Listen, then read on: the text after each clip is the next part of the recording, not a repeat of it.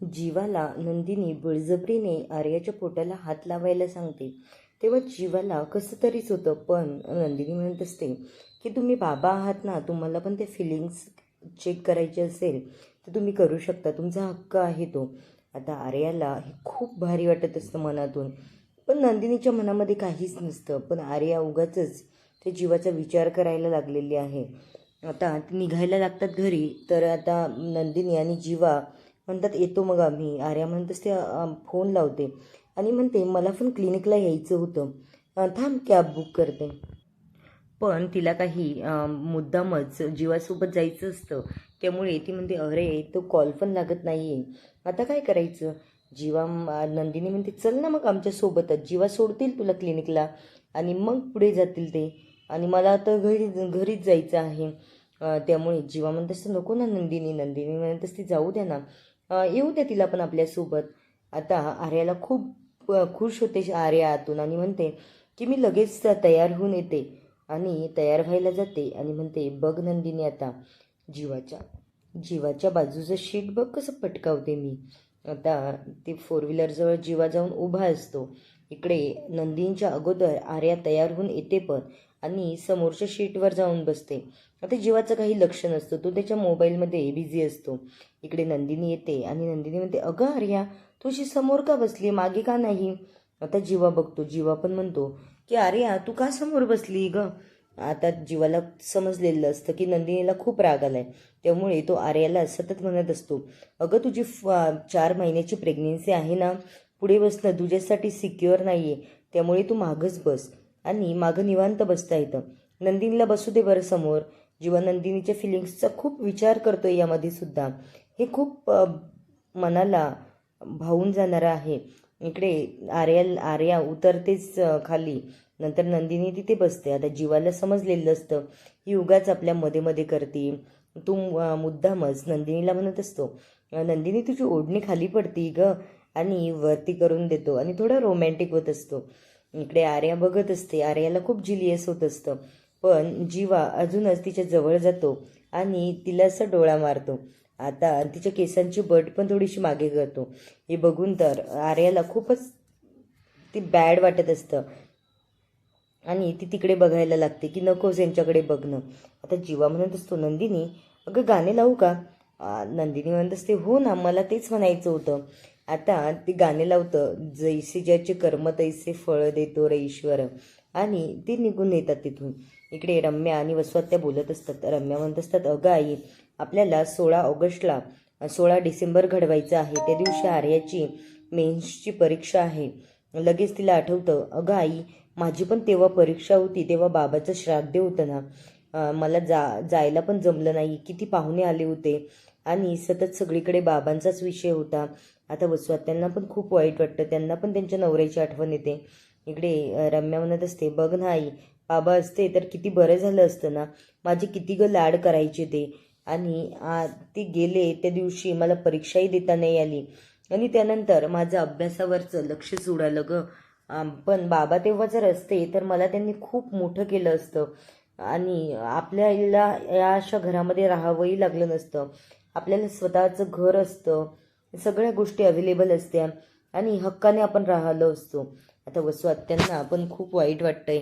ते म्हणत असतात हो ग, तुझे बाबा खूप चांगले होते बघ, ते सगळ्यांचा विचार करायचे.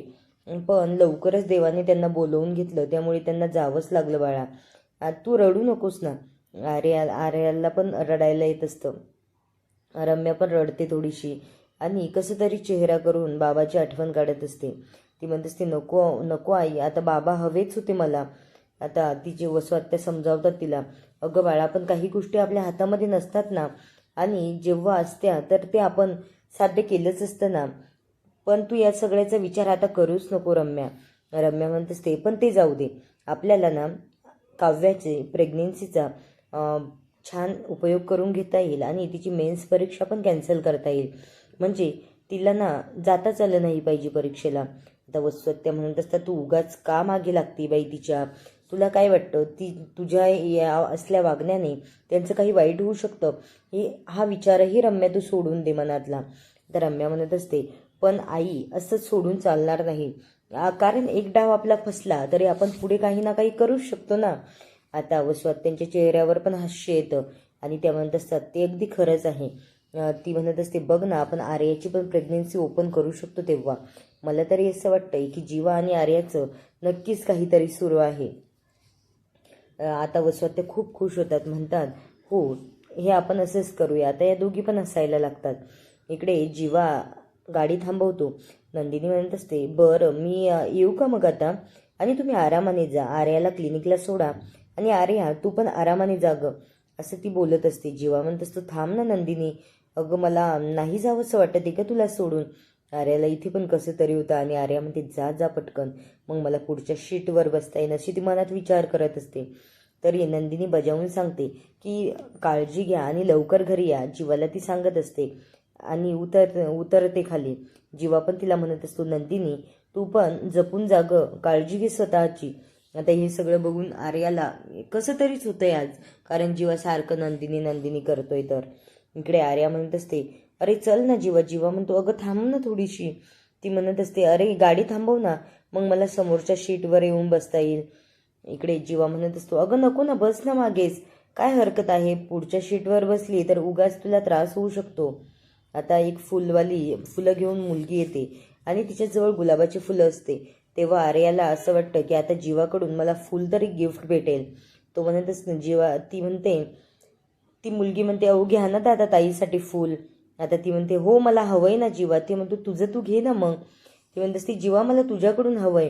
आता तो पैसे पे करतो आणि त्या मुलीला म्हणतो की दे ना, त्या ताईच्या हातात दे फुल.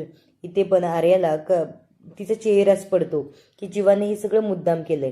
तरी ती म्हणते जन्मजय घेणारे माझ्यासाठी काहीतरी कर ना, असं का माझ्याशी तुटक वागतोय, आणि या तुटक वागण्याचा मला खूप त्रास होतोय. आता जीवा तिला मुद्दाम इग्नोर करतो की हिचं हे वागणं वाढत जाऊ नये किंवा नंदिनीचं यामध्ये नुकसान होऊ नये याचा जीवा विचार करत असतो. आता वसुआत्या आणि मानिनी चहा घेत बसलेले असतात. तेव्हा त्यांच्या घरातली त्या ताई येतात आणि त्या म्हणतात बघा ना हे स्वेटर विणायचं तसंच ठेवलं काव्याताईने, आणि त्यांच्याकडून एका बैठकीत झालंच नाही. आता मानिनी म्हणते बघा मी जेव्हा ना पारच्या वेळेला मी एका बैठकीत स्वेटर आणि टोपी सगळं विणून झालं होतं माझं. आजकालच्या मुलींना एवढं सगळं करायला जमतच नाहीये. आता ती मुलगी म्हणत असते हो पण हे सगळं व्यवस्थित ठेव बरं, म्हणजे त्यांना नंतर विणायचं असेल तर त्या विणतील. आता वसुआत्या म्हणतात बघ ना बाई मानिनी, आजकालच्या काही मुली आहेत ह्या, आपण किती करायचो ग प्रेग्नेन्सीमध्ये. आजकालच्या मुलींचे तर नखरेच वेगळे आहेत, हे होतंय ते होतंय आणि म्हणजे असं वेगळंच वागतात ग त्या. आपल्या वेळेस असं नव्हतं ना काही, आपण काय काय करायचो मुलाबाळांसाठी, सगळं काही आधीच रेडी करून ठेवायचो. आता मानिनीला हे सगळं खटकतं, कारण मानिनी कधीच वसुआत्यांचं बाजूला जाऊन तिच्या सुनांची बदनामी करत नसते, त्यामुळेच तिचा चेहराच पडतो. आता आर्या जीवाला म्हणत असते जन्मजय थांबव ना गाडी, येऊ दे ना मला समोर बसायला. आता जीवा म्हणत असतो बस ना ग मागे, काय हरकत आहे. पण तरी पण गाडी बंद पडते, तर एका ठिकाणी तो गाडी थांबवतो आणि तो म्हणतो तू बस इथे, मी बघतोय काय झालं तर. आता आर्या पण खाली उतरते.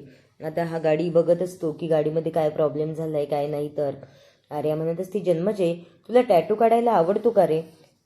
जीवा म्हणत असतो नाही मला आवडायचा, पण आता फारसा इंटरेस्ट नाही टॅटू काढण्यात. आता आर्या म्हणते की नको ना, अरे काढू ना आपण. तो म्हणत असतो अगं मी घरी जातो आणि नंदिनीला विचारतो की तिला कोणता टॅटू आवडेल आणि मग नंतर करतो ना, नंतर उद्या करू आपण. मग ती म्हणत असते अरे पण आपण असं करू आज काढून जाऊया, अशी वेळ नसते रे टॅटू काढण्याची. आता तुमच्या सरोगन्सिस मदरचा विचार झाला आणि तुम्ही असा विचार केला का पुढच्या वर्षी घेऊया किंवा 4-5 महिने जाऊया, तुम्ही लगेच आलात मी करून घेतलं.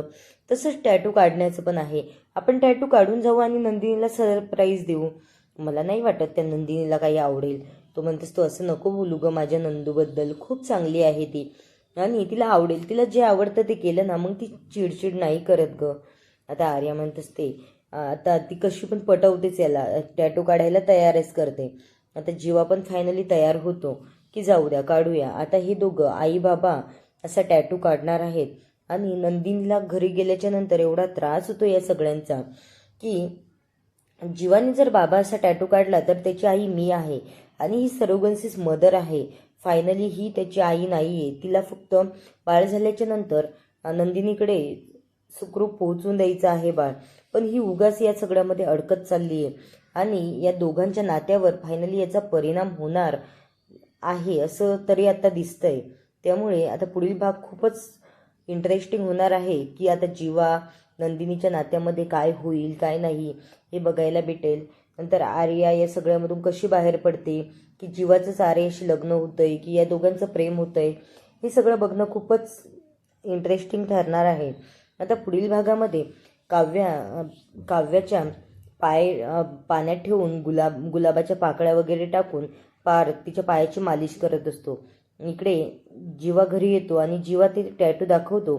त्यामध्ये बाबा असं काढलेलं असतं. नंदिनीला खूप भारी वाटतं आणि ती खूप खुश पण होते की बाबा असा टॅटू काढलाय. नंतर आर्या पण तिचा टॅटू दाखवते. आता नंदिनीची एवढा पारा चढतो की तिला काही सुचतच नाही आता काय करावं. तर आता नंदिनी फायनली आर्याला हकलवणार की घरामध्ये राहू देणार हे बघणं उद्याच्या भागामध्ये रंजक ठरणार आहे. त्यासाठी पुढील भाग नक्की बघा.